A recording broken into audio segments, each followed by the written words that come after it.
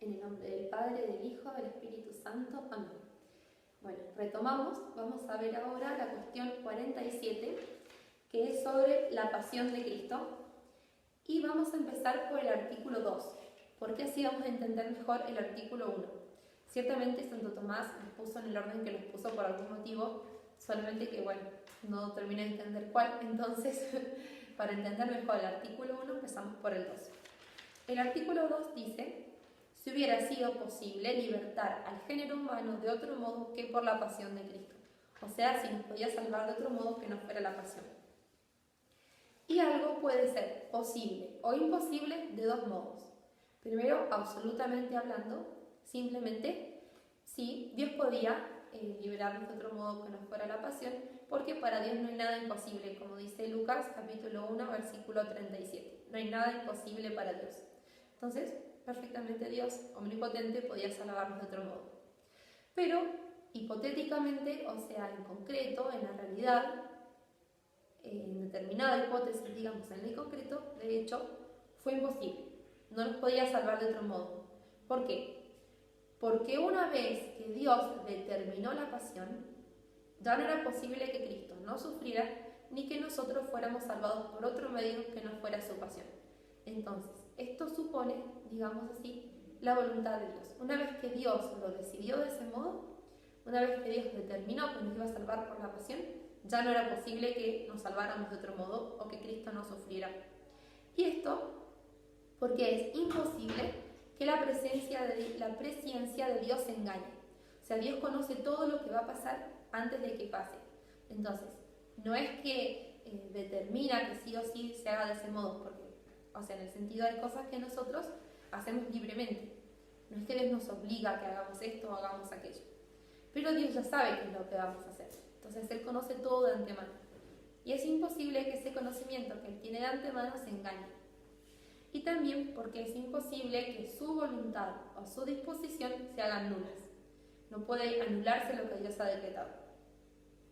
Entonces, ¿podía Dios salvarnos de otro modo? Absolutamente hablando, sí, porque tiene poder para hacerlo.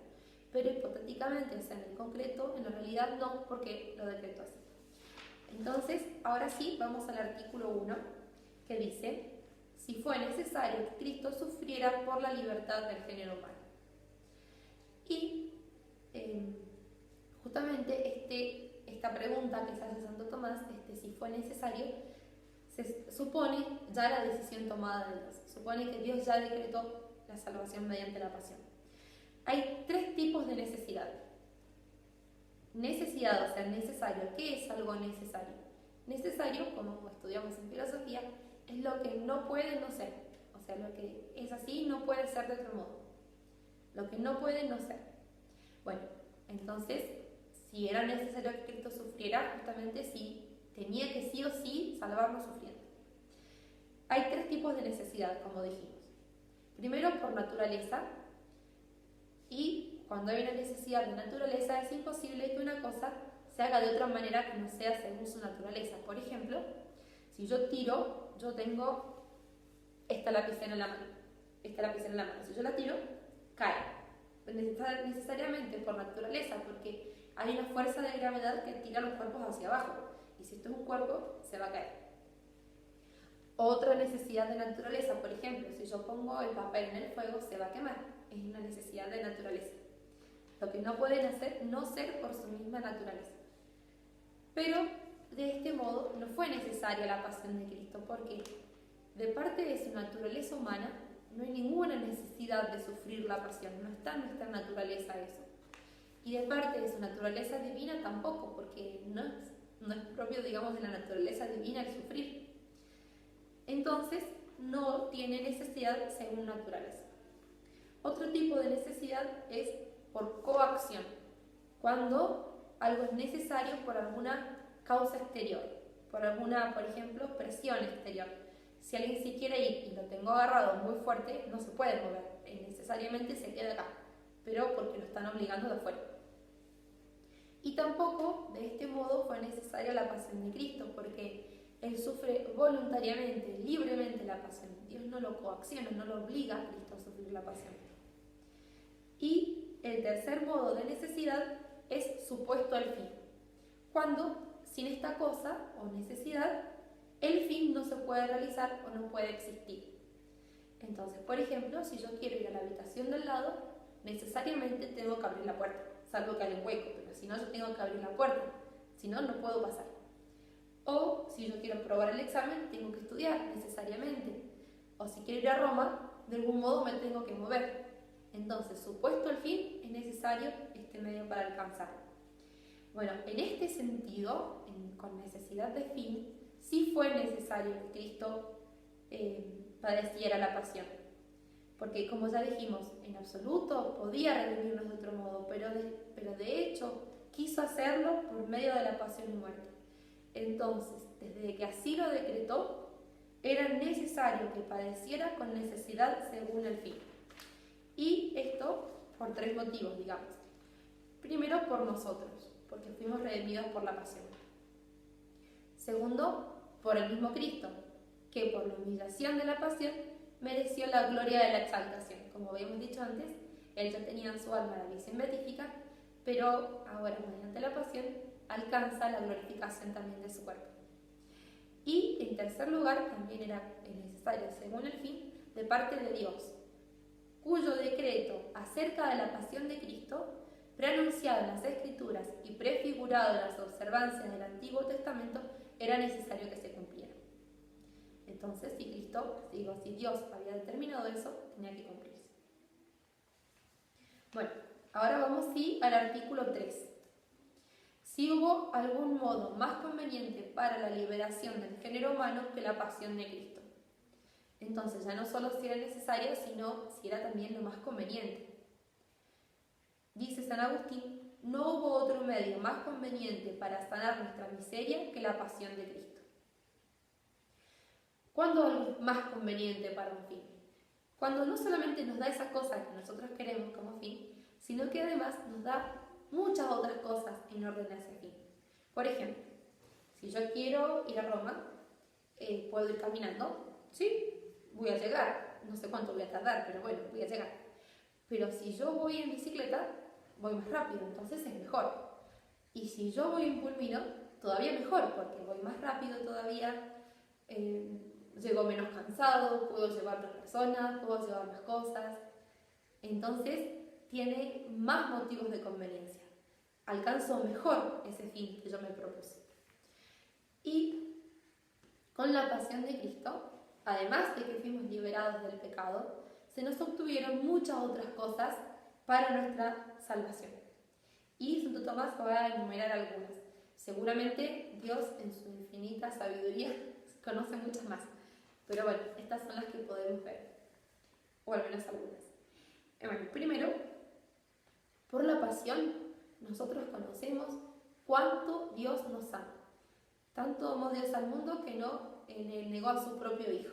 Entonces, viendo así cuánto Dios nos ama, nos movemos a amarlo a Él. Y justamente en el amar a Dios está nuestra salvación. Entonces nos mueve mejor el fin de la pasión. Segundo lugar, por la pasión, Cristo nos dio ejemplo de obediencia, de humildad, constancia, justicia y demás virtudes que son necesarias para la salvación humana. Entonces nos redimió del pecado y además nos da ejemplo de virtudes. Entonces, mejor todavía para nuestra santificación. En tercer lugar, por la pasión, no solo nos liberó del pecado, sino que además mereció para él la gracia santificante y la gloria de la beatitud. Entonces, Cristo con la pasión sí nos libera del pecado, pero también nos merece la gracia y para él mismo merece la glorificación de su cuerpo. En cuarto lugar, así, con la pasión, se nos impone una mayor necesidad de alejarnos del pecado, al pensar que fuimos redimidos por la sangre de Cristo. Entonces, es una gran ayuda porque, por ejemplo, Dios podría habernos liberado directamente con solo quererlo, pero así tal vez nosotros no hubiéramos tenido tan en cuenta la gravedad del pecado, no nos daríamos cuenta del daño que habíamos hecho con nuestra falta y de la grandeza de Dios al perdonarnos. Pero viendo cuánto Cristo sufrió en la cruz, tomamos más conciencia de la gravedad del pecado y tratamos de alejarnos más de él. También, otro motivo, la pasión redundó en mayor dignidad del hombre, porque fue el hombre engañado por el diablo, entonces convenía que fuera un hombre el que venciera al diablo, como para devolverle la dignidad al hombre. Y también porque así como el hombre mereció la muerte, el hombre muriendo venciese a la muerte. Entonces, convenía que el hombre fuera el mismo que venciera al demonio y a la muerte que lo habían vencido él antes. Por todos estos motivos, era más conveniente que fuéramos liberados por la pasión de Cristo que por la sola voluntad de Dios. Artículo 4. Si Cristo debió padecer en la cruz. ¿Por qué se pregunta esto? ¿No está ya dicho antes con todos los otros artículos? No, porque hasta ahora estábamos hablando si era conveniente que Cristo padeciera. Pero ahora se pregunta a Santo Tomás si también era conveniente este tipo de padecimiento. Podría haber sufrido de otro modo, pero ¿por qué la cruz? Y no dice que fue conveniente, dice que fue convenientísimo que Cristo sufriera muerte de cruz. Y da motivos. Primero, para darnos ejemplo de virtud.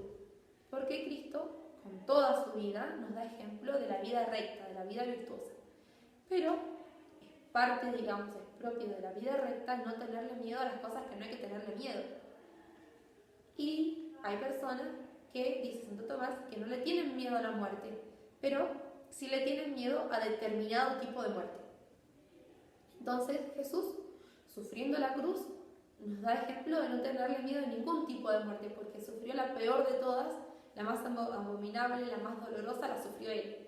Entonces, si él sufrió eso, ya no tenemos que tener miedo a ningún tipo de muerte. En segundo lugar, fue convenientísimo, para satisfacer el pecado de Adán y Eva. ¿Por qué? Porque ellos contrariaron la voluntad de Dios, desobedeciendo, comiendo la manzana del árbol prohibido. Entonces Cristo padece clavado en una cruz para pagar por lo que Adán y Eva robaron. Así como Adán y Eva pecaron en un madero, en un árbol, así Cristo paga a Dios sufriendo en un madero, en el árbol de la cruz. También dice, este motivo suena un poco raro cuando lo escuchamos, pero Santo Tomás lo toman los padres de la Iglesia, así que realmente tiene su autoridad. Dice, murió al aire libre sobre la cruz para purificar el aire, y la tierra era purificada por la sangre que caía del costado. Esto lo dice San Juan Crisóstomo. Y dice Teofilacto, murió en la cruz para santificar el aire, el que había santificado la tierra andando sobre ella. Así como se dice también que en el bautismo Cristo santifica las aguas, ahora cuando muerte en la cruz santifica el aire y santifica también la tierra. En cuarto lugar, por morir en lo alto, nos prepara la ascensión al cielo, dice San Juan Crisóstomo. Si yo fuere alzado de la tierra, todo lo traeré hacia mí mismo. Juan 12:32. También era conveniente por la salvación universal de todo el mundo. Y dice, la figura de la cruz, que se divide al medio en 4 partes, significa la virtud y providencia del que pende de ella, que se difunde por doquiera. Entonces representa la cruz como el poder de la pasión de Cristo abraza todo el mundo. Nadie queda fuera, digamos así, del campo de eficacia de la pasión de Cristo. Esto lo dicen San Gregorio Niceno, San Juan de Maceno y San Agustín. Muere con las manos extendidas sobre la cruz para traer con una mano al pueblo antiguo, los judíos, y con la otra a los gentiles. Y otro motivo por el que muere en la cruz, dice, porque con esta muerte se designan diversas virtudes. Con esta muerte muestra la altura, latitud, longitud y profundidad de la que habla San Pablo. Y ahora va a explicar cada una de estas palabras, cómo están representadas en la cruz.